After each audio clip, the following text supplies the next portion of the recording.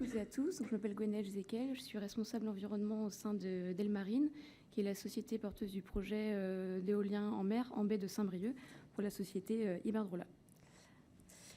Donc, l'objectif aujourd'hui, c'était de vous parler des pratiques et des enjeux dans l'éolien offshore en prenant le cas du projet de Saint-Brieuc, tout ça autour de la thématique de la formation à la lutte anti-pollution. Donc très rapidement, je commencerai par présenter un petit peu Iberdrola, ensuite présenter le projet de Saint-Brieuc et ensuite pouvoir vous démontrer ce qu'on a pu mettre en place au sein du projet sur ce sujet. Ça, c'était pour vous montrer un petit peu Iberdrola et son placement dans le monde. Donc on est présent sur plusieurs continents, comme vous pouvez le voir, en Europe, en Amérique du Nord, au Mexique, au Brésil, en Australie et également en Asie. Donc Iberdrola, c'est le leader mondial de l'éolien en termes de capacité installée, mais il y a aussi d'autres activités, tout comme le photovoltaïque, l'éolien onshore, et un fort développement également dans l'hydrogène. Donc ensuite, ça c'est aussi pour vous montrer quelle est la pipeline de projets à l'heure actuelle pour Iberdrola dans le monde.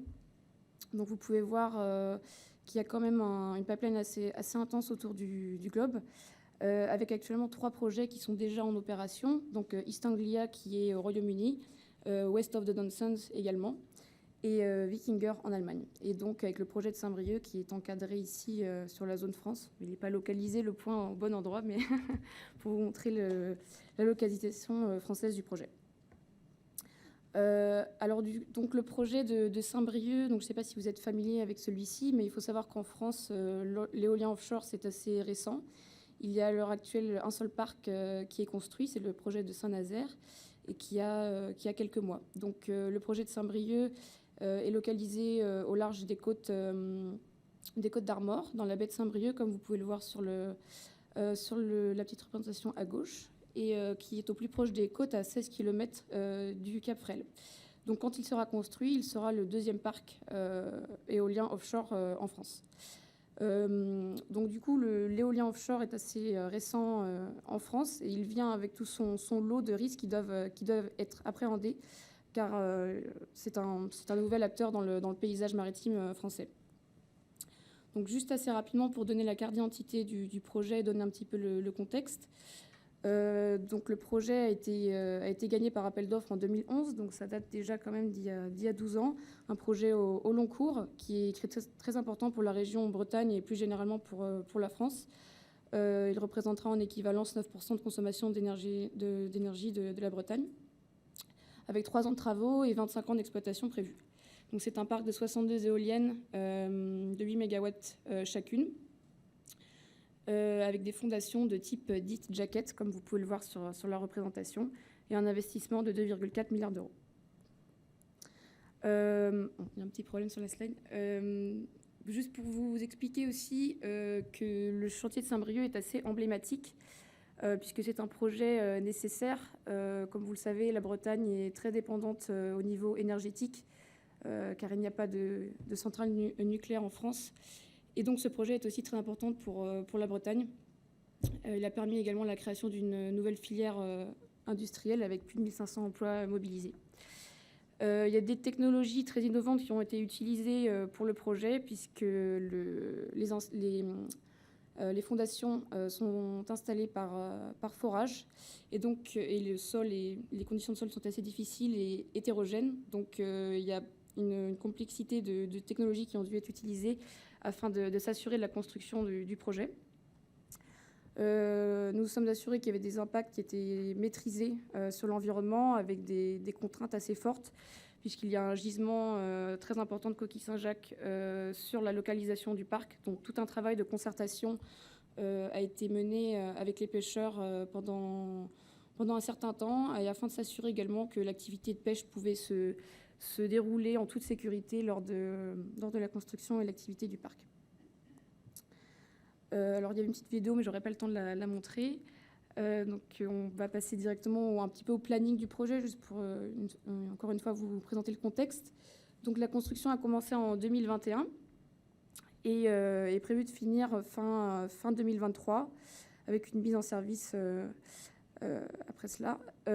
Donc là, on est dans la phase où nous continuons, donc nous sommes début 2023, nous continuons à installer les pieux pour les fondations. Il y a également les travaux de câbles et de raccordement qui sont en cours. Donc un projet, donc, comme j'ai pu le dire, sur 3 ans en tout, globalement. Donc pour présenter aussi le contexte environnemental du parc, qui est assez contraignant et il peut s'avérer assez sensible. Le parc est adjacent à des zones Natura 2000. Comme vous pouvez le voir aussi, des photos de biodiversité qui ont été prises sur les lieux du projet. Le projet est aussi situé très proche de l'île de Bréa et également de la réserve des Sept-Îles qui, comme vous le savez peut-être, est un site naturel protégé, une des plus grandes réserves d'oiseaux marins en France. Et donc, il y a une biodiversité assez riche que nous devons préserver, qui est vraiment à proximité du parc. Donc ensuite, au sein du projet, nous nous sommes assurés d'avoir mis un système de management environnemental robuste qui puisse répondre à ces contraintes, et afin de minimiser toute incidence et tout impact environnemental sur le projet. Donc en faisant écho à ce qui avait été dit par Nathalie, il y a eu toute une phase de préparation en fait, dans la lutte à l'antipollution, qui a compris la mise en place de toutes les procédures, toutes les politiques, toutes les méthodes de travail, afin de s'assurer du bon fonctionnement de ces systèmes. Donc le système de management du projet est basé sur le cadre qui est établi au niveau Iberdrola global, qui est ensuite cascadé au système de l'offshore, donc spécialisé avec ses propres risques, qui sont différents de ceux du terrestre ou du photovoltaïque, par exemple, avec tout cet aspect maritime qui vient en compte et avec ses propres contraintes. Et ensuite, le système de management environnemental du projet qui en découle et qui est adapté aux spécificités régionales. Donc, nous avons une approche qui est du Plan Do Check Act, comme vous le savez déjà, le PDCA. Donc, ce que nous cherchons vraiment, c'est l'amélioration continue de tous ces procédés. Et nous avons d'ailleurs fait certifier le projet en novembre 2022 sur l'ISO 14001, vraiment sur la phase de construction du projet, ce qui n'est pas quelque chose qu'on avait l'habitude de faire. C'est un des premiers projets qui est, en tout cas de notre côté, qui était certifié de cette manière, pour cette phase-là. Donc en amont de la phase de construction, on a tous les composants du système de management environnemental qui vont nous aider, bien entendu, à la préparation à la lutte anti-pollution, notamment les audits des sous-traitants, et cela même avant qu'ils soient sélectionnés. Donc là, on se focus vraiment sur l'environnement. Toutes les procédures que nous avons pu établir au niveau d'Elmarine, où je ne rentrerai pas forcément dans le détail de toutes ces procédures, parce que du coup, c'est pour qu'on puisse parler ensuite de la formation plus précisément. Et donc ensuite, toutes les procédures de tous les sous-traitants que nous engageons, qui sont calées sur les nôtres. Et ensuite, il y a énormément de règles à suivre pour l'arrivée sur site par rapport aux navires, et notamment beaucoup qui sont liés au sujet de la prévention des risques des pollutions, le registre des produits chimiques, qui sont revus avec attention par nos yeux avant que les sous-traitants arrivent sur site et puissent travailler sur site. Et ensuite, une fois sur site, il y a tout un régime d'audit et d'inspection qui sont menés sur les navires de manière périodique, et par les sous-traitants et par Elmarine eux-mêmes. Donc en ce qui concerne l'information de manière globale, elle est axée sur plusieurs niveaux. Toute personne qui arrive sur site doit passer à travers ce qu'on appelle une induction, donc une introduction sur site, qui a des aspects assez détaillés sur l'environnement pour notre part. Ensuite, sur site, ça va passer par ce qu'on appelle les toolbox talk, etc. Donc ça qui va vraiment être tâche spécifique et qui correspondra à toutes les évaluations des risques qui ont pu être menées en amont, où nous avons un focus sur la pollution à chaque fois. Et ensuite, tout le plan d'exercice que nous avons mis en place au sein du projet, sur lequel je reviendrai plus tard.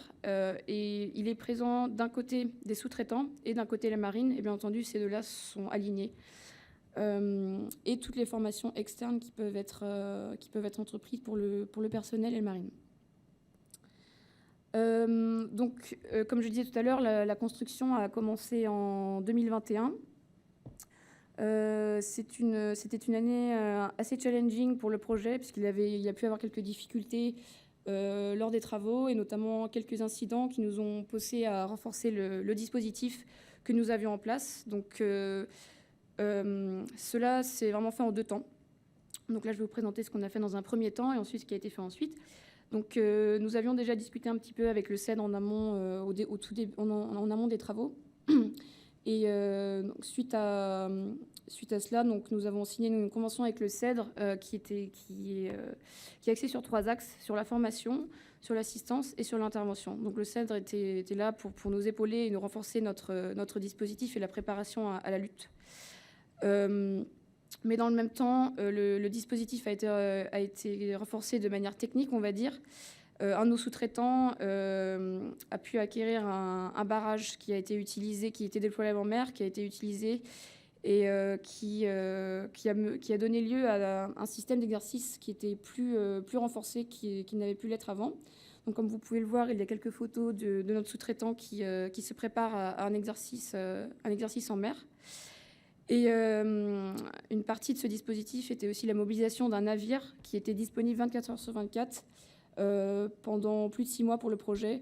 Et sa première priorité et son but était de répondre à tout événement de pollution en utilisant notamment ce barrage si besoin était. À ce moment-là, les équipages ont été formés par le fournisseur du barrage. Et un programme d'exercice a été mis en place pour quelques mois. Il y avait un exercice une fois par mois qui était mené sur le site du projet par le sous-traitant et en impliquant également les parties du projet. Il y avait avant de revenir sur site, puisqu'il y avait une pause dans les travaux, il y avait également un exercice qui avait été mené sous les yeux du CEPOL afin de voir si ce dispositif était valide et si les équipes étaient compétentes afin de pouvoir déployer cet équipement en mer. Donc voilà, quelques petites photos également des exercices qui étaient menés à ce moment-là. Donc comme j'ai pu le dire, il y a eu quelques challenges qui ont été rencontrés lors de cette première année de construction qui n'a pas été facile. Donc d'abord, le challenge dans la préparation à la réponse, c'était bien entendu de s'assurer de la sécurité du personnel avec les conditions de mer et de météo que nous pourrons rencontrer dans la baie de Saint-Brieuc qui ne sont clairement pas faciles. Il y avait aussi des soucis puisque le produit qui était à risque, principalement utilisé dans les travaux de forage, un produit qui est difficilement détectable puisqu'il est transparent et qui ne va pas présenter les mêmes propriétés que d'autres hydrocarbures, peut-être plus facilement repérables. Et les mesures de détection étaient difficilement applicables pour repérer ce produit à la surface de l'eau.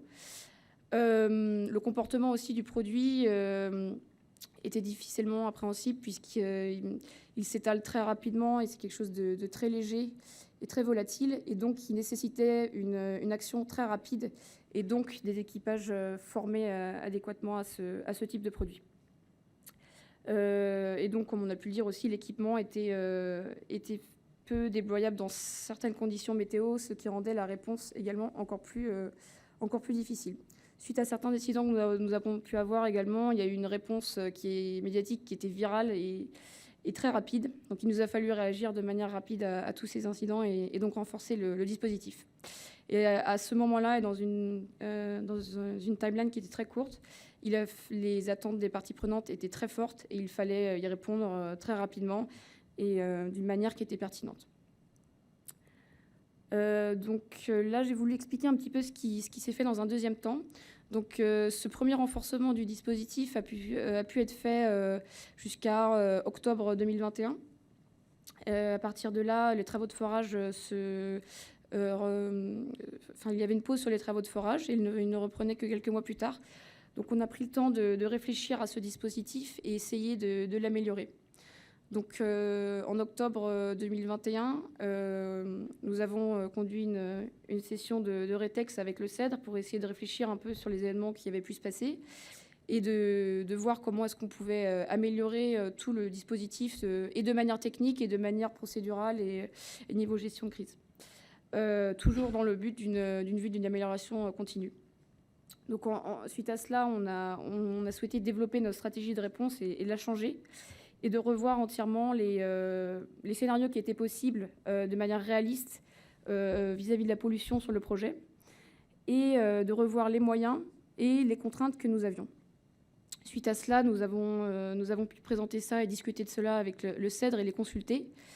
ce qui nous a amené à venir à un dispositif, en tout cas une idée, qui correspondait à nos attentes et à ce qu'on pouvait mettre en œuvre et paraissait pertinente au vu des challenges que j'ai pu vous présenter dans la slide d'avant. Donc ensuite, toute une période de logistique et d'achat d'équipements, etc. On a profité de cette période également pour mener des tests sur les absorbants que nous allions utiliser pour voir s'ils correspondaient bien aux produits qui étaient à risque, puisque c'est un produit qui est quand même peu connu dans la recherche, disons. Et on voulait s'assurer que le matériel qu'on utilisait correspondait bien et allait être efficace sur ce type de produit, puisque le but était de rendre ce système plus efficace. Donc suite à cela, une fois que nous avions reçu l'équipement, il fallait s'assurer de la mise en œuvre, et c'est là que la formation rentre en action, puisque du coup les procédures étaient là, nous avions l'équipement, donc il était temps de former les équipages pour s'assurer de l'implémentation de ce dispositif. Donc des formations ont été conduites avec le fournisseur une fois de plus. 4 formations en tout, puisque tous les équipages des navires chiens de garde devaient être formés. C'était une exigence que nous avions donnée. Et suite à chaque formation, nous consultions également le CED pour leur faire part de ce qui marchait et ce qui marchait le moins, pour qu'à chaque session de formation, nous puissions nous améliorer. Ces formations avaient lieu dans le milieu portuaire ou un petit peu plus lointain sur la zone du projet. Donc suite à cela, nous avons décidé d'organiser un exercice en mer, en conditions réelles, en déclenchant tout le dispositif et tout le système d'urgence de nos procédures pour les tester.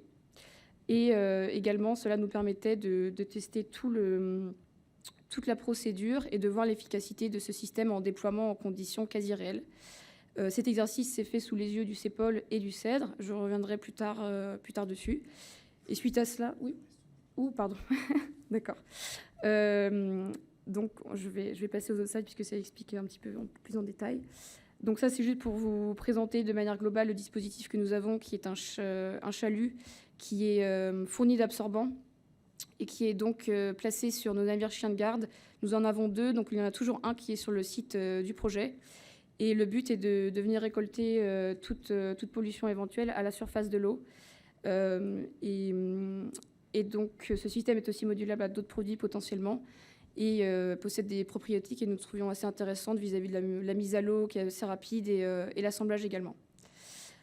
Donc, du coup, rapidement, cet exercice a été assez charnier pour nous, puisque du coup, il nous a permis de démontrer, et pour nous, et pour le CEDRE, et pour le CEPOL, l'efficacité de ce système qui a fonctionné tant au niveau technique que niveau de communication et de test des procédures.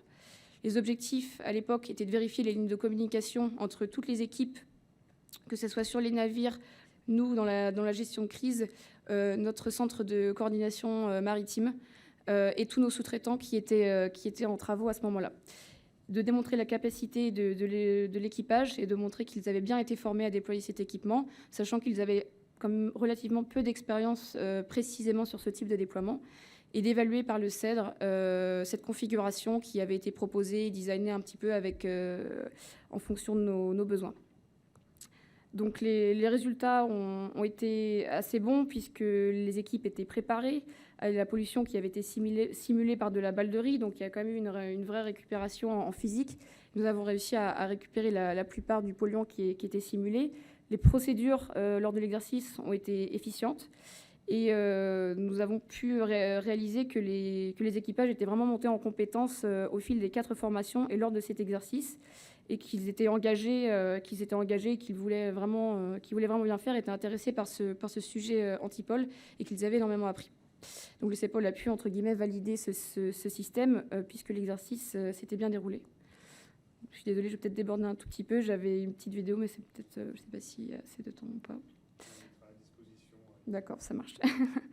Donc voilà, ça c'est la dernière slide. Donc depuis, ce qui se passe, c'est qu'on améliore en continu ce dispositif qu'on a et qui est centralisé pour gérer toute éventuelle pollution accidentelle au sein du projet.